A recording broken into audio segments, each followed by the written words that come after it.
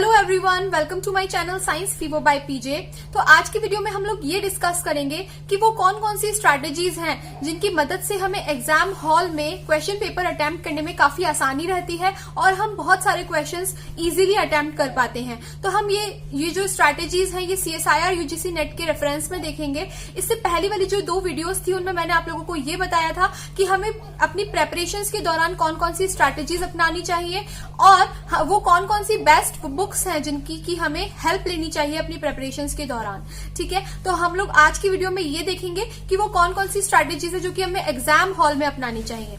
तो stay tune to the video till the end. तो हमारी जो पहली स्ट्रैटेजी है that is do not read the complete question paper at once. तो आप लोग सोच रहे होंगे कि मैं ऐसा क्यों बोल रही हूँ, लेकिन ट्रस्ट मी गाइज, ये स्ट्रैटेजी जो है वो आपके लिए काफी ज्यादा हेल्पफुल रहेगी। बहुत सारे स्टूडेंट्स ऐसे होते हैं जो कि एग्जाम हॉल में जाने के बाद ये सोचते हैं कि अपने एकेडमिक एग्जाम्स की तरह ही इस एग्जाम्स में भी पूरे के पूरे क्वेश्चन पेपर को रीड किया जाए। लेकिन आप लोगों को अगर नहीं पता हो तो मैं बता देती हूँ कि जो CSIR का पेपर होता है उसमें 145 क्वेश्चन होते हैं। अगर आप उन सभी को रीड करने बैठ गए तो आपका काफी सारा टाइम कंज्यूम हो जाएगा। तो आई रिक्वेस्ट यू ऑल कि आप पूरे के पूरे क्वेश्चन पेपर को नहीं पढ़ें। ठीक है, तो आप लोगों को करना क्या होगा कि आप लोग जब अपनी प्रेपरेशंस करते हैं उन 6 मंथ्स में, तब आपको जो भी क्वेश्चन पेपर्स से आप लोग तैयारी करते हैं या क्वेश्चन पेपर्स को सॉल्व करते हैं, तो उन क्वेश्चन पेपर्स में आप लोगों को मार्क कर लेना चाहिए कि यहां पर यानी इस पार्ट में ये वाले क्वेश्चंस पूछे जाते हैं। सपोज मैंने अपना जो ये क्वेश्चन पेपर है वो आप लोगों के लिए दिखाने के लिए रखा हुआ है दैट जैसे कि आप लोग देखेंगे कि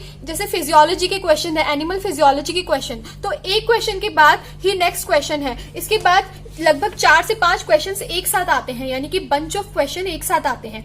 इसी तरह से प्लांट फिजियोलॉजी के या फिर बायोकेमिस्ट्री के, सेल बायोलॉजी के, इसी तरह से डेवलपमेंटल बायोलॉजी के, इन सभी के क्वेश्चंस जो है वो बंच में आते हैं। तो आप अगर एक बार उस पार्ट तक पहुंच जाएं जहां पर ये क्वेश्चन है किसी भी यूनिट के, तो आपको एक साथ ही 4 से 5 क्वेश्चन इजीली सॉल्व हो जाएंगे। तो आप लोगों को करना क्या है कि जब भी आप लोग क्वेश्चन पेपर सॉल्व करते हैं अपनी प्रेपरेशंस के दौरान, तो आप लोग इसे मार्क कर लीजिए कि लगभग इस जगह पर, या फिर बायोकेम के बाद सेल बायो आती है, सेल बायो के बाद डेव बायो आती है। तो इस तरह से आप लोगों को थोड़ा सा अंदाजा लग जाता है एग्जाम हॉल में। तो आप जब भी अपने क्वेश्चन पेपर को देखते हैं या फिर अपनी कंप्यूटर स्क्रीन को देखते हैं, तो वहां पर आप लोग फटाफट से उस वाले पार्ट पर पहुंच जाइए जहां के क्वेश्चंस आपको अच्छे से आते हैं। सपोज आप लोगों को डेव बायो जो है वो बहुत अच्छे से आती है या बहुत अच्छे से आपको उसके क्वेश्चंस जो है वो आप सॉल्व कर सकते हैं, तो आप सीधे उसी पार्ट पर पहुंच जाएं, ना कि अपना जो टाइम है वो बाकी के क्वेश्चंस को रीड करने में करें। ठीक है, तो आप लोग सबसे पहले अच्छे से अच्छे क्वेश्चंस को सॉल्व कर पाएंगे इस तरह से।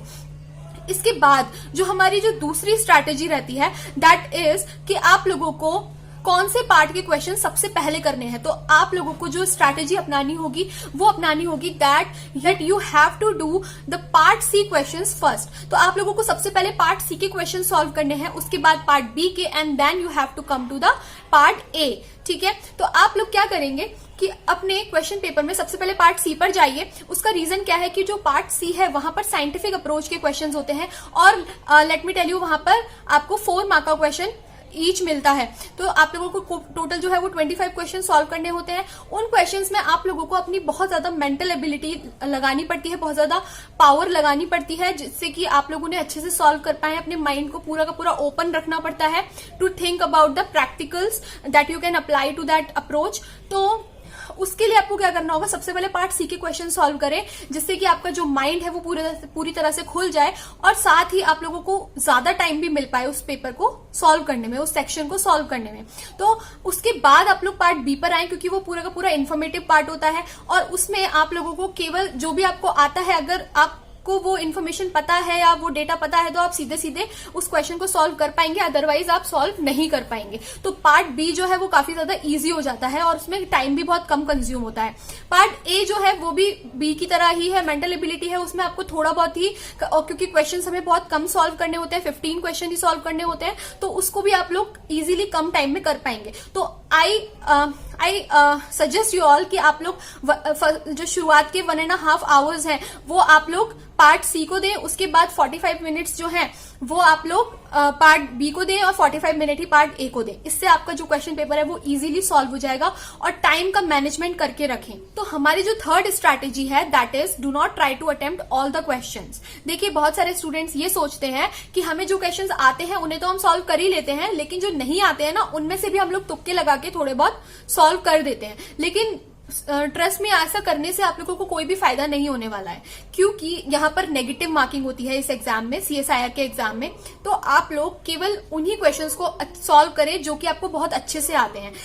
आपको पार्ट ए में से 15 क्वेश्चन सॉल्व करने होते हैं, पार्ट बी में से 35 क्वेश्चन और पार्ट सी में से तो 25 क्वेश्चन ही सॉल्व करने होते हैं। तो अगर आप लोग उन क्वेश्चंस को करेंगे जो कि आपको बहुत अच्छे से आते हैं तो आप लोगों के चांसेस पास होने के ज्यादा होंगे इन कंपेयर टू फेल होने के, ठीक है।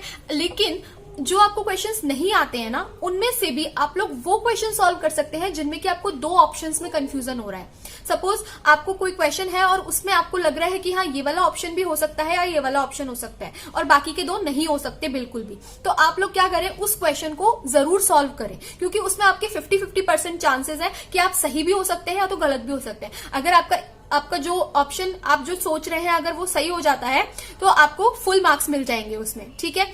तो इस तरह से आप लोग केवल 50-50% वाले चांसेस वाले क्वेश्चंस को ही सॉल्व करें जो आपको बिल्कुल नहीं आते हैं या आपको चारों ही ऑप्शंस में कंफ्यूजन है कि हाँ ये भी हो सकता है, ये भी हो सकता है और ये भी हो सकता है, तो उनको आप कभी भी सॉल्व ना करें बिल्कुल, because that will lead to the negative marking obviously, और वो आपका गलत भी हो सकता है। तो यहां पर आपको इस चीज का बहुत अच्छे से याद रखना है। जो फोर्थ और सबसे लास्ट स्ट्रैटेजी है और सबसे इंपॉर्टेंट स्ट्रैटेजी है that is the time management. आप लोगों को कंटिन्यूसली अपनी वॉच पे निगरानी रखनी होगी। लेकिन आजकल हो क्या रहा है कि एग्जाम हॉल में हमें वॉच ले जाना अलाउड ही नहीं होता है, तो वहां पर एक वॉल क्लॉक लगा देते हैं वो लोग। तो आप लोगों को उस वॉल क्लॉक पर भी बहुत अच्छे से ध्यान देना होगा, अपने टाइम को पूरी तरह से मैनेज करना होगा। ऐसा नहीं कि आप लोगों ने पार्ट सी में ही सारा का सारा जो टाइम है वो दे दिया और पार्ट बी और ए के लिए कुछ भी टाइम नहीं बचा, या फिर पार्ट ए के लिए बिल्कुल भी टाइम नहीं बचा और आपने बी और सी में ही सारा टाइम लगा दिया। ऐसा करने से क्या होगा, थोड़े बहुत भी मार्क्स जो आपको उस सेक्शन से मिल सकते थे वो भी नहीं मिल पाएंगे, ठीक है। तो आप लोग इस स्ट्रैटेजी को यहां पर जरूर से अपनाएं। तो टाइम मैनेजमेंट बहुत ही ज्यादा इंपॉर्टेंट है। तो इस तरह से इस वीडियो में हम लोगों ने 4 स्ट्रैटेजीज पढ़ी। जो 3 सेक्शंस होते हैं उनमें किस तरह से अपने क्वेश्चन पेपर को समझ कर सॉल्व करना होता है, ठीक है। तो ये जो स्ट्रैटेजीज है वो आप लोगों को बहुत ज्यादा हेल्पफुल रहेंगी आपके क्वेश्चंस को समझने में और क्वेश्चन पेपर को अच्छे से अटेम्प्ट करने में। तो आई होप आप लोगों को ये वीडियो काफी ज्यादा पसंद आई होगी। अगर पसंद आई हो तो हिट द लाइक बटन और मेरे चैनल को सब्सक्राइब करना बिल्कुल मत भूलिए। इसके साइड में जो बेल आइकॉन है उसे भी जरूर प्रेस कर लीजिएगा, क्योंकि इसी तरह की इन्फॉर्मेटिव वीडियोस मैं हर वीक लगभग 3 से 4 पोस्ट करती रहती हूँ। इसी के साथ साथ में मैं कुछ वीडियो ट्यूटोरियल्स भी डालती हूँ जो कि आपके लिए बहुत ज्यादा इंपॉर्टेंट हो सकते हैं आपकी प्रिपरेशंस में। Thank you so much.